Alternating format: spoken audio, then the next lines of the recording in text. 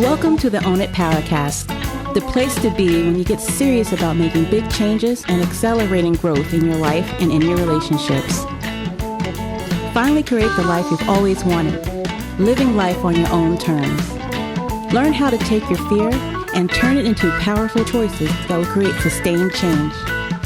Now your host, Mary Baker. Hey everyone, welcome back to the Own It Powercast, a place where you can come to get what you need to move yourself forward. Hey, it's Mary Baker, and welcome to episode 51, Manipulation in Action. So this month, we're talking all about healthy versus unhealthy communication. And I don't think we can talk about unhealthy communication without talking about emotional manipulation in our communication, okay? And it's a big piece. I've done some episodes about passive-aggressive behavior and manipulation before, but today I want to give some concrete examples because we can talk about it in theory, but unless you know exactly what it looks like, you may not realize what you're dealing with or perhaps what you're doing, right? But before we get to that, I just want to acknowledge where the world is right now, and especially in my country, in a very painful time, and one that also gives me some hope to see so many people caring so much about a very, very important thing. So I just want to put a big thank you out there to everyone who has been brave and outspoken and courageous and really acting from their heart. So I just wanted to say that first. All right. So first of all, I think there's a lot of misunderstanding about what manipulation really is. And there's different forms of it. I think in essence, it's when we are trying to control a certain outcome. It could be what someone thinks of me, what I want them to do, not do. It's basically focus on other people, not on ourselves, and with an agenda behind it.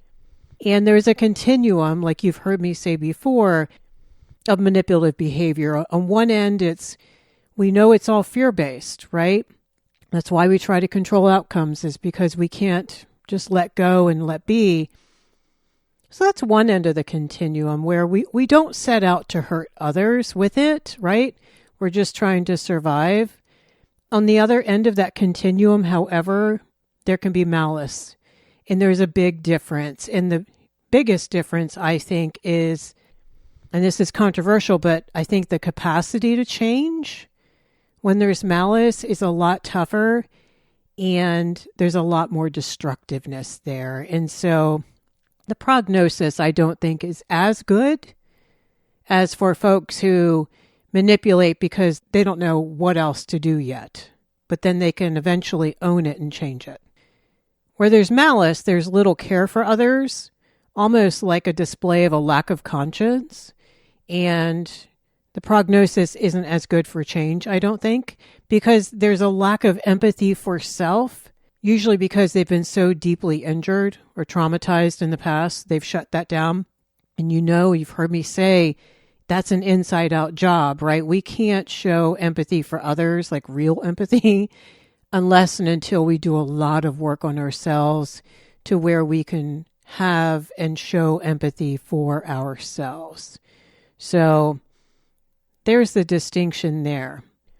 So one of the biggest problems with manipulation, like you've heard me talk about in past episodes, is no one usually sees it going in, right? That's because they do a really good job of sucking you in, and everyone else for the moment, by seeming so smart, so charming, so thoughtful, so sweet, so attentive. They'll often use flattery to get you to let down your guard. But the biggest thing they will do is play victim. And woe is me. And they do a damn good job of being very, very convincing. And there are events going on in their life, perhaps, but they're just stretching the truth enough. So they come off as very believable. And that's how they get people to want to help them and be their friend and hang out and rescue them typically. and align with them against the proverbial bad guy. The problem with manipulation is if someone has not been sucked in yet and has seen the real evil on the other side, they may criticize you and say, well, wait a minute, why are you so mad at them? You know, they're just really struggling, that poor person. Look at them. They don't get it. They don't get that it's agenda-based and that it's not genuine. That's what's a really big struggle. And over the years, I've gotten into many verbal battles with other professionals with more education and experience than me because they got sucked in for a while first, too. So I just want to point that out. That's what's so tricky. It's like carbon monoxide. Like you've heard me say, you're breathing it. You don't even realize that you are. Okay? And people outside of it don't see it yet. But what it is getting needs met via unhealthy means. We manipulate to protect, like you've heard me say before. And what we're doing is the manipulator is protecting themselves from handling reality because they can't. They're terrified. They're terrified that they can't metabolize what really truly is. And that is why they can't handle boundaries and they don't have boundaries and they become furious and often, if they're malice-based, lash out and become very vicious and vengeful when you say no to them or don't give them what they want or call them out on their behavior. Okay? You think 2-year-olds have tantrums, look out. So that's how they use rage in response to your no or your boundary to teach you, quote unquote, don't you ever do that again or I'll make you miserable. They're not able to grieve. And you've heard me talk before about, you know, either we're controlling the hell out of outcomes in our mind or in our life, or we are surrendering to what is, and that's kicking and screaming to acceptance. The inability to grieve, I think, is deeply connected to manipulation. Because I'm either going to manipulate you and that and this in that situation, or I'm going to sit and feel my vulnerable feelings around what is, my hurt, my sadness, my fear, and my disappointment. And I'm going to come to acceptance around where other people are, where a situation is. Folks who are deeply, and I mean deeply wounded early on in their life may have cut themselves off from that vulnerability. It's very hard for them to access it, right? That denial is so strong. Denial protects us, right? Denial stands for don't even know I am lying. So everything is put onto other people by manipulation. There is no personal responsibility, as you can see. When it comes to communication, okay, what does this really look like? Like 9 times out of 10, here's the thing. You've experienced this before and or you've done it. And it felt really shitty, but maybe you didn't know why. When you start really looking at this kind of communication, you're really going to start to understand that it is agenda-based and there's a reason why your gut is twisting and you feel angry and anxious and foggy. One of the books that I have referenced in the past, which I think is really good, it's by Dr. Susan Forward, who wrote Toxic Parents and Men Who Hate Women and Women Who Love Them. It's called Emotional Blackmail. When the people in your life use fear, obligation, and guilt to manipulate you. I want to read a brief excerpt of what she describes as the fog. And for her, fog is an acronym for fear, obligation, and guilt. And she says, these 3 feeling states that all blackmailers, no matter what their style, work to intensify in us. So this is interesting. She says, the fog is penetrating, disorienting, and it obscures everything but the pounding discomfort it produces. Remember I said a moment ago, your gut twisting and you feel really yucky? Yeah. How did I get into this? How do I get out, you ask yourself? How do I make these difficult feelings stop? Here's the kicker. She says, we're no strangers to this trio of emotions. We all live with a host of fears, large and small. We all have obligations, and if we have a conscience, we realize that we're interconnected with the people in our lives and have responsibilities to our families and communities, right? And we all live with a certain amount of guilt. So It's not like we're going to think that these feelings are odd. The difference is how they are used by the manipulator, as she calls the blackmailer. These are some statements I want to go through here, and this is by no means an exhaustive list. I'm sure you have your own to add to it.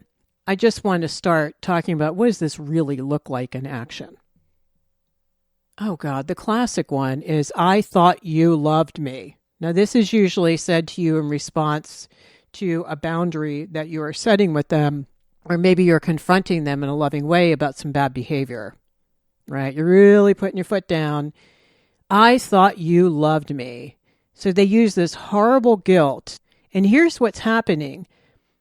They're trying to make you think and connect loving them as equal to co-signing their bad behavior. Do you see the boundary blur there? They don't want boundaries. They want to lump it all together so you can feel like a horrible person for not loving them. All of a sudden you don't love them, which is not true. I can't believe you can't trust me. Now, you've heard me talk about that one before, and I almost chuckle because it's almost hilarious. If it wasn't so disgusting, it would be comical. I can't believe you can't trust me. So that in essence is trying to make you feel horrible for having trust issues with them that they actually caused. This is typically used by people who aren't very emotionally honest, do shuck and jive, do avoid reality, are typically struggling with responsibility and following through or what have you. And so they've given you good reason not to trust. And yet when you confront them and you're upset, and especially if you're angry right after you found out, let's say, they will yell at you and get upset at you for having trust issues in them. Do you see how manipulation, like I've said many times in the past, is they're putting their vulnerable fear that you can't trust them, right? Which makes sense. That's valid. Onto you because they can't own it and they can't handle it. It's also teaching you better figure out your problem with trusting me because confronting me is not going to work. Or at least that's what they want you to think. The trick is, I'm sorry you feel that way, right? And that they're in a place of choice. They can either accept the fact that they have betrayed your trust and try to work to earn it back or not. Detaching from people's choices. Detaching is magic with manipulation. What do you mean I can't use the car? So the connotation is, what the hell is wrong with you? Do you hear how I said that? What do you mean I can't use the car? It's trying to, again, make you feel guilty for saying no, when usually there's a valid reason. Maybe you need the car. Maybe they wrecked the car before.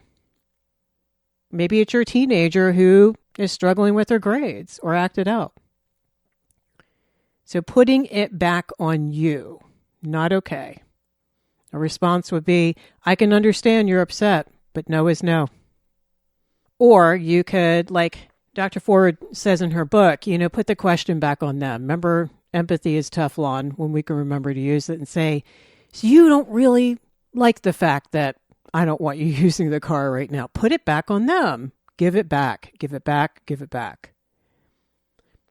Here's another one. What the hell is wrong with you anyway? So shaming, belittling, invalidating your feelings. It's a distraction, I think, as well from the issue. Anything that they can do when they feel cornered. Why can't you just give me the money just this once? And the just this once, and I'll pay you back and it won't happen again, and checks in the mail. If that has happened before with this person, you're being played. Here's one. I thought you of all people would understand. Whoa. Playing on your caring and your concern and your compassion and maybe your closeness to them, like maybe you're their sibling or their spouse or their parent or their child. Oh boy. And you know the answer to that. It's not that you don't understand. It's just that you're not going to co-sign whatever, right?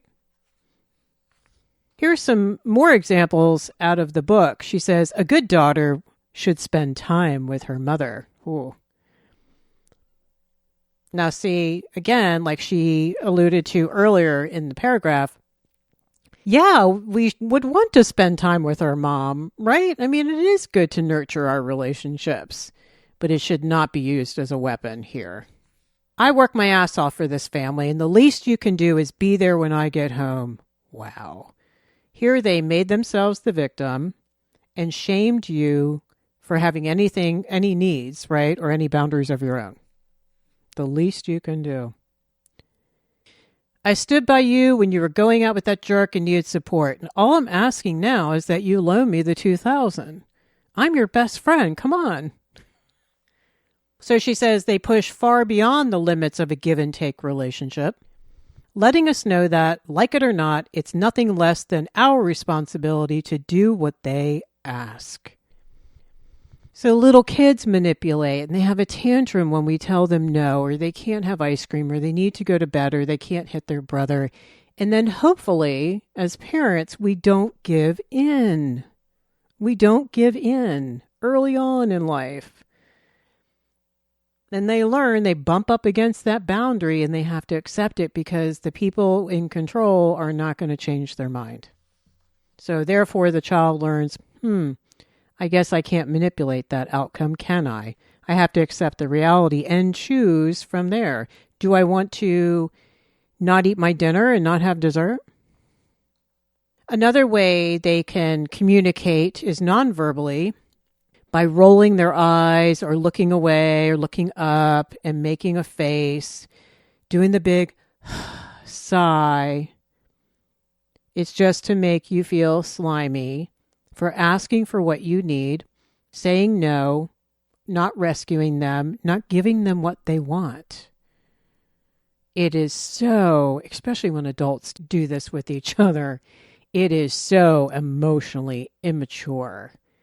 And what it says is the manipulator doesn't have the grown-up responses.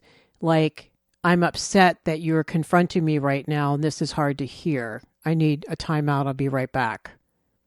Or just to sit there and take it, like we talked about last time, understanding, okay, they have a point. I screwed up. They're upset. The math works. It feels really uncomfortable. I'd like to climb out of my skin right now, but I'm not going to because I want to be a grown-up. But with manipulators, relationships are competitive, not collaborative, right? Or safe. They don't see the safety in taking responsibility because that is very vulnerable. And manipulation is all about protecting ourselves from reality, like we talked about, and being vulnerable. Now, in her book, Dr. Forward talks about the 6 deadly symptoms, and I'm just going to list them here, and you can check the book out and read the rest for yourself. The first one is there's a demand. Okay, they want something from you. And it could be also just a demand to let them get away with bad behavior, like for them to not be responsible. The next one is resistance. And she gives the example, Helen feels uncomfortable about Jim's moving in and expresses her unwillingness by telling him she's not ready for that kind of change in the relationship. If she were a less direct person, Helen might resist in other ways. She could withdraw and become less affectionate or tell him she's decided to repaint, so she's lying to him, right? So there's resistance that's not being talked about. Now, I want to caveat this for a second. Folks who struggle with avoidance do manipulate in these ways. It's not really meant to punish the other person, though. Again, remember that difference between dysfunction and malice? That would be, in my book, on the dysfunction side. She's in this example, Helen's really struggling to tell him the truth. She's not trying to hurt him. She just doesn't have the courage to risk losing him. I mean, what if he says, forget it, I don't want to be with you anymore? So number 3 is pressure. When he sees that Helen isn't giving him the response he wants, Jim does not try to understand her feelings. Rather, he pushes her to change her mind. Boy, they'll use guilt. They'll use all kinds of tactics like, oh, it'll be great. It'll be fine. All that it'll be fine stuff, like we've talked about in previous episodes, just invalidates her feelings. He can't just accept that's how she feels. So he'll minimize what she feels and make her feel like crap or make her think it's going to be great. Like there's something wrong with what she needs. Threats is number 4. And she says, as Jim continues to hit a wall of resistance, he lets Helen know there will be consequences if she doesn't give him what he wants. I want to stop right here for a second. Remember the phrase, you can't manipulate me if I no longer need anything from you. So the work that you do, if you're in Helen's position in a relationship like this, make peace with 52 different outcomes and go to the worst case scenario. Do the grief work, talk to friends, journal about it, go to therapy, figure it out. So that way you are ready to say yay or nay to whatever. He can't manipulate you anymore. You've already made peace emotionally with all the worst outcomes. So you've allayed your fears. You don't like it, but you're not in fear. It cannot be used against you in that way. That's what threats are about. Number 5, compliance. She says Helen doesn't want to lose Jim and tells herself that perhaps she's being wrong. See, and I run into this all the time, twice last week with clients, if this gives you any clue as to how common. Instead of risking losing him, blowing this up, whatever, she will just instead contort herself. Well, maybe I'm being a little too demanding. Well, I don't really need that. I'm okay. I can put up with that. All the things we rationalize and tell ourselves. Because her choice is either she stands firm in her boundary or she contorts herself so that he doesn't have to change. That is so common. This is from growing up with people as parents who are like Jim in the story, who don't respect a child's thoughts, feelings, choices, or behaviors. They don't respect what they need. The child learned early on, better contort myself because guess what? It's the only way this is going to be able to happen. So those are just some signs that Dr. Ford says to look for. And there are a lot of others too. Okay? So one of the worst forms of manipulation is gaslighting. And there's an article in Psychology Today that I'll reference in the show notes. And they talk about there's some shared behaviors of narcissists and gaslighters that I thought was important to include in this. She says, the writer says, both narcissist and gaslighter boundary violations presume entitlement.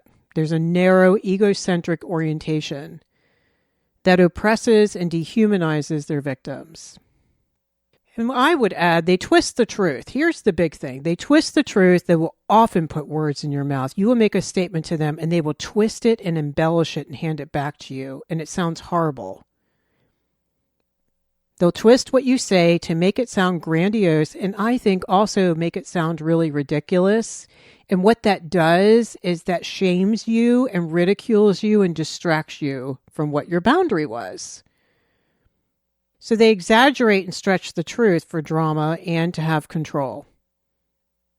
They'll also do this and they'll use an excuse of why they forgot or why there's this big, huge, long explanation, the windy road as to what happened to them, instead of just saying, you're right, I screwed up and I'm so sorry. They will name call. You're a bitch, you're selfish, you're ridiculous, you're too sensitive, you're too emotional, you upset too easily. Awful, awful things to say to someone, especially when they are really hurting or really upset. No one has a right to tell you these things. And you should not accept that as treatment from another person. It's horrible. It is so insensitive and hurtful and shaming and abusive in my book. I can tell you from working with adults that when they were treated that way as children, lifetime damage. They use inflammatory statements. Oh, well, I guess I don't deserve you. I'm just a horrible, awful person. That was really slick. They just shut down the dialogue. They shut down the opportunity for you to have a dialogue about what you just probably gently confronted them about, or you got upset with them. They take it to grandiosity and beyond, and they make it impossible because you'd be a horrible person if you pushed after that, right? I guess this is over then. I just don't deserve to live. Oh boy, is that the worst way to be manipulated?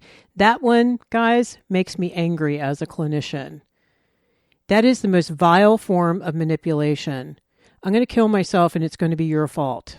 And because you set a boundary with me, I can't live. Wow.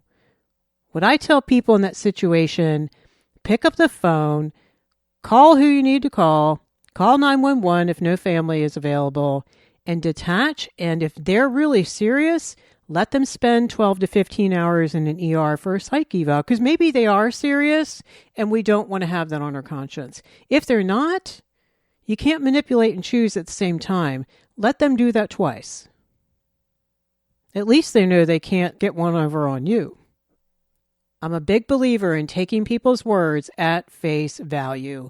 We all are supposed to mean what we say and not just say things to be mean. So speaking of being mean, here are some other nasty examples. They can say, well, if you can't help me, it really shows your level of commitment, doesn't it? Shows how you really care about people. Now, this is when it gets abusive, folks. Don't put up with that. You can Teflon it back and say, wow, so you really think I don't care about people. Give it back to them. If that's what they really think and feel, damn it, make them own it. So manipulation is all about divert, distract, deny. Divert your attention, distract from the issue, and deny the truth, deny reality, deny responsibility, and put everything back on you. Another way they do this is they use your name, especially when they rarely use your name in loving ways, When they're angry and when they're in malicious mode, they will use your name and they'll use it often to manipulate you. This is so hurtful and shaming. And there's contempt in their voice when they're doing it. Like someone would say, well, Mary, looks like you told me how you feel. Come on, Mary, can't you understand? Mary, what's wrong with you? I think it's so awful and it makes you feel so unsafe, and as it should, because that person is being extremely emotionally unsafe. And you're right, it is meant to intimidate you. A retort, if you can think of making it in the moment, you can say, wow, that's really interesting. You only use my name in negative ways. Look at that. Hand it back, right? Teflon it back. They can use ridicule to belittle you. They can use your voice and words, using like a falsetto voice. If it's a man and you're a female, let's say, they'll use dark humor. They'll mimic. Mimicking is terrible. Mimicking should not make it past the 3rd grade, folks, okay? If you have a grown-up in your life and they're mimicking you, you might want to give some serious thought to the emotional maturity of this relationship. But they'll say things like, oh, you poor thing. Or look at you all upset. We see this in bullying, from child to child bullying. And it's awful. What we don't recognize is how prevalent it is in grown-up relationships. I think because people are just too embarrassed to even admit it to themselves, God forbid another person, that this is going on. The other thing they'll do is they will crazy make by saying something, then later completely denying it. Say, I never said that. You're crazy. I would never say that. Now, when would I ever commit to something like that? When 2 days before, they certainly did. But then they decided, that doesn't work for me today, so let me make Mary think she's crazy, right? Because she assumed I meant what I said. Yeah, total lack of ownership.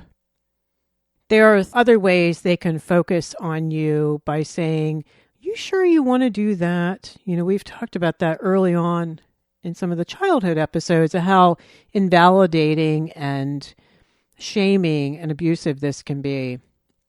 You're wearing that? What would you want to do that for? What's wrong with you is the message, okay? There's also the silent treatment. They'll walk out of the room. They will not validate what you just said. They won't honor the argument. They'll walk away. They'll leave the house. They won't talk to you for 3 days, up to 3 weeks sometimes. They're self-protecting, but boy, are they punishing you. It's the I'll show you how uncomfortable I can make it if you confront me or argue with me or be honest with your feelings. The opposite of the silent treatment that I've spoken about before is the rage reaction to boundaries. Again, there's a continuum of this. There are people who just yell and scream and get in your face. Sometimes they'll posture and men are more prone to do this, like they're going to hit you. They'll almost raise their fist just to intimidate you. They're not stupid enough to hit you because if they hit you, they have to own it, right? But if they can intimidate you and they never quote unquote did anything or touched you, yep. They'll throw things, they'll slam doors. This is done often when you ask them to do something or they said yes, they'll do something, but they were lying and they didn't really want to do it. And they'll do it really quickly in a very frustrating way. They'll curse and they're shoving things in the drawer and slamming the drawer and things like that. It's a lot of acting out going on there. That's very childish. The big thing about manipulators is they're all about being and staying in victim stance. And like we talked about earlier, this is how you get sucked in. And they suck you in by saying, poor me, I can't believe, can you believe how dare those people say things about me? How dare they? Look at all the bad things about them. Divert, distract, deny, right? Here, and there are people in our world who are doing this just right now. They project absolute lies about this other person or these people that are actually about themselves. And if they're savvy enough, they'll put it in different clothing so it doesn't really look like a direct projection. But there are people who it's hilarious. They project exactly what they do onto other people. So they get you all distracted and they're like, yeah, look at that. The focus is always about what others have done or are doing to them. It is a diversion tactic and they're very, very good at it. It's meant to suck you in into seeing them as innocent and great people. I have seen, again, mental health professionals over the years get sucked in. I myself have been sucked in until eventually you start seeing the reality. And the first person who sees the reality is the bad guy. You've heard me talk before about it works outside in, right? Like the person who is the perpetrator or the manipulator is going to fall last, if ever. Then people closest to them have the most to lose by looking in the mirror and looking at the truth. People on the outside are like, whoa, this is not cool. What are you doing? I find this happens in marriages a lot, in relationships where someone's family of origin folks are manipulating and the spouse or the partner sees it because they can be objective. They didn't grow up with them. Like, wait a minute, that's not okay. That's really bad behavior. But now all of a sudden your spouse is the bad guy, right? Because you're not ready to look at that. If that's your mom or your sister or your best friend, you don't want to look at that. You don't want to open that can. So you have a choice. Either you open the can and you do the work and possibly let go of that crucial family of origin relationship, right? Which is like someone taking out an organ, or you go after your spouse or your partner who's pointing out truth you're not ready to see. The bottom line with manipulators is nothing is ever their fault. Another one that is a big one is the famous, I just don't understand. I just don't understand why you're so upset. I just don't understand why this is such a big deal. Can't we just ... right? I just don't understand. Now, usually this is when you have poured your heart out. You have explained to the nth, which they got you to do. You stepped in the dog, dude. Don't do it. Then they just, quote unquote, don't understand. And from the Psych Today article, they say, this is a classic tactic. They pretend they don't understand what the other person wants them to say or do. It's playing with your mind. They're just trying to make it seem like you're complicating things too much and that the conversation just doesn't make any sense. This is a classic strategy, the article says, of the passive-aggressive manipulator in which they avoid assuming their own responsibility and seeks to make the other suffer. What I say is, when you say you don't understand, and it's not earnest, you don't want to understand.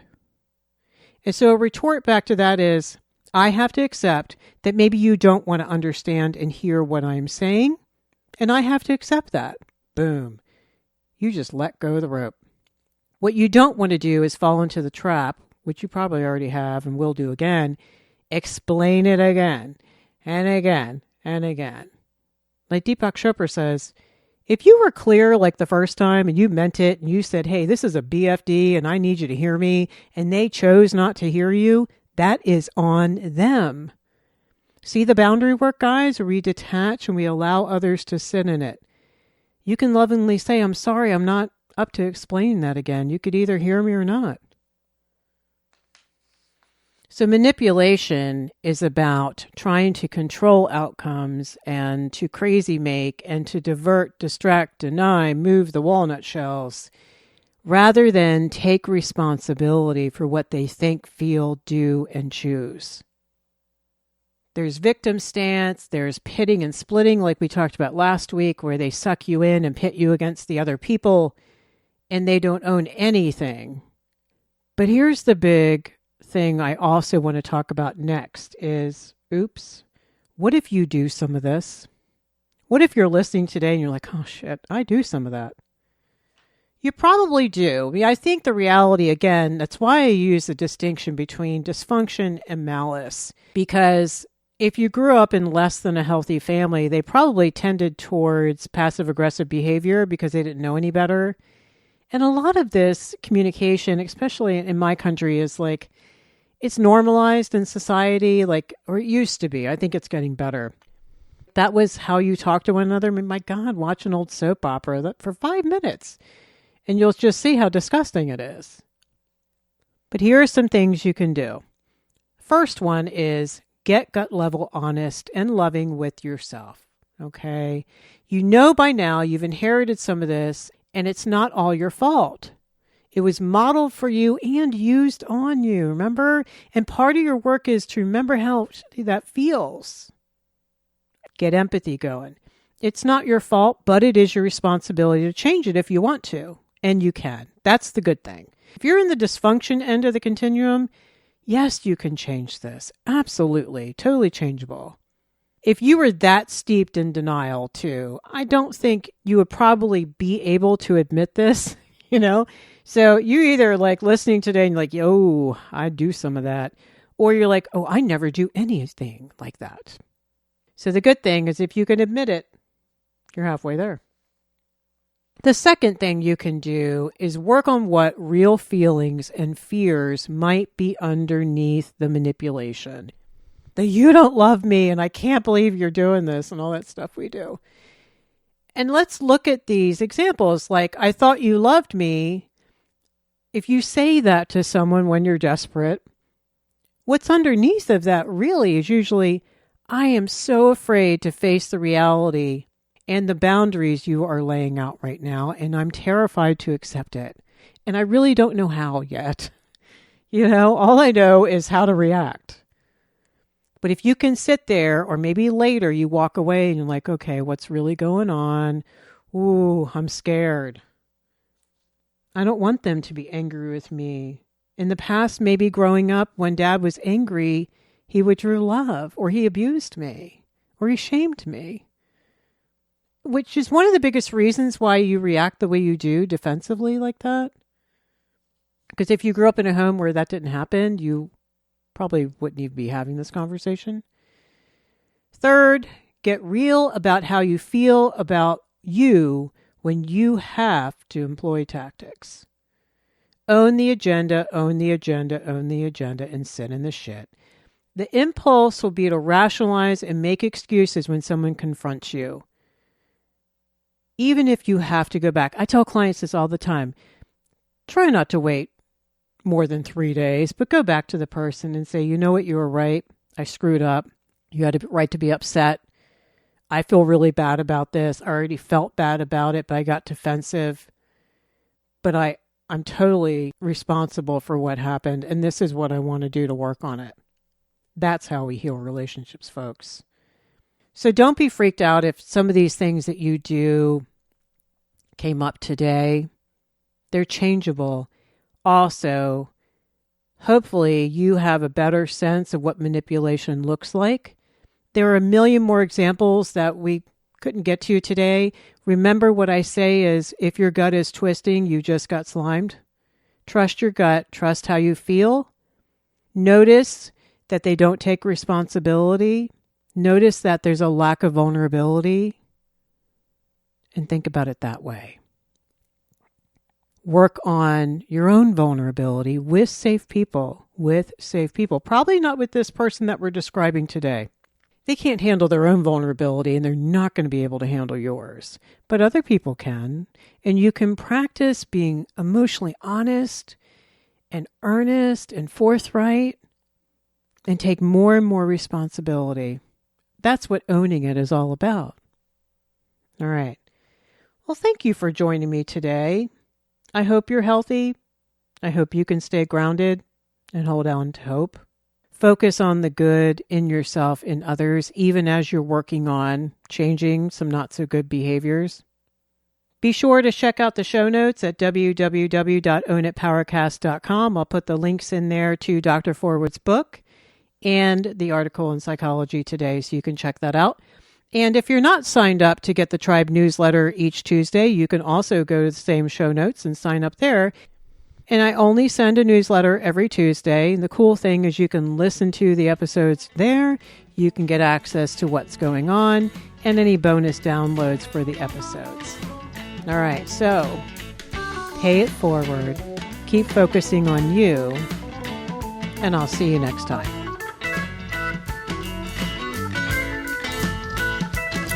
We hope you took away some useful insights and tools you could begin using right away. If you did, please leave a positive review and share on your social media. Because could you imagine if everyone in your life really got it together? Remember, own it now, so you can really own it later.